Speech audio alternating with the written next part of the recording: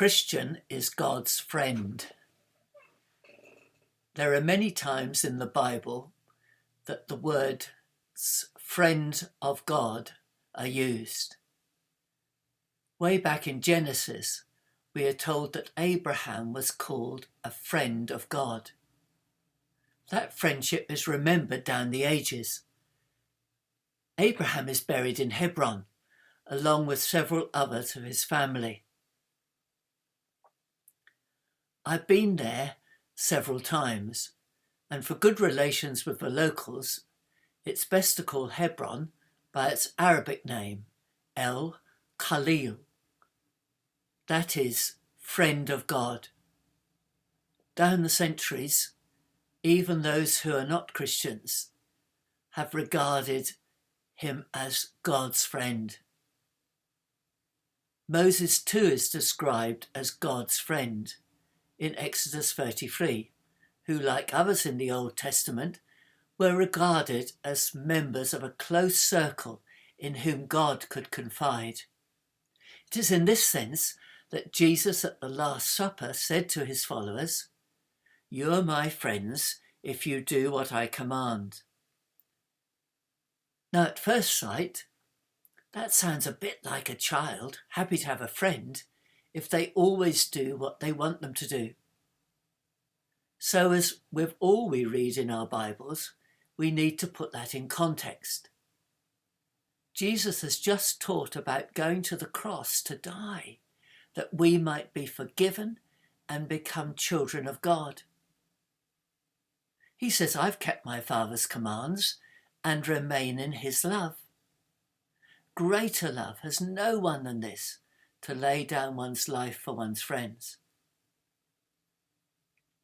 Our living in God's plan for us is done because we know how much God loves us and how much his love for us has cost. We've all learned about living under lockdown with its long list of rules. For some, they're hard. When I looked at them, I thought, this is like living abroad.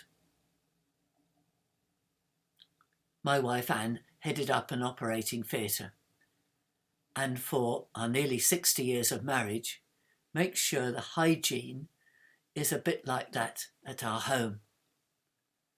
Consequently, for my 15 years in Tanzania, often living among far more fatal diseases like plague, and on many foreign visits to over 100 countries, I've never abroad had anything worse than a common cold. There were many rules to keep. Washing fruit in pot pamang and so on was just what we did. When we were out and about, COVID-like safety rules were followed. Others did not live like that, but as a family, we readily kept the rules because we knew the benefits.